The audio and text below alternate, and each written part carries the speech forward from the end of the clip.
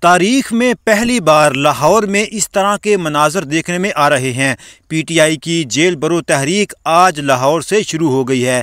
رہنماؤں سمیت کارکنوں نے بھی گرفتاریاں دینا شروع کر دی ہیں۔ پولیس نے وائس چیئرمین شاہ محمود قریشی کو قیدیوں کی گاڑی میں بٹھا لیا ہے۔ شاہ محمود قریشی نے کارکنوں کو سی سی پی او آفس کے باہر پہنچنے کی ہدایت کی تھی۔ تحریک انصاف کے کارکنان سی سی پی او آفس کے باہر جمع ہونا شروع ہو گئے تھے۔ شاہ محمود قریشی اور اسد عمر کو قیدی کی وین میں کیمپ جیل کی طرف لے جایا جا رہا ہے، جبکہ کارکنان وین کے اوپر بیٹھ کر ساتھ ساتھ جا رہے ہیں۔ مظاہرین کے خلاف باقاعدہ مقدمات درج کیے جانے کا امکان ہے۔ سیاسی جماعت کے کارکنوں نے دفعہ 144 اور 16 ایم پی او کی خلاف ورزی کی ہے۔ پابندی کے باوجود احتجاج اور ریلی نکالی گئی۔ مظاہرین کی جانب سے قانون کو ہاتھ میں لیا گیا ہے۔ پولیس نے مظاہرین کو باقاعدہ گرفتار کرنا شروع کر دیا ہے۔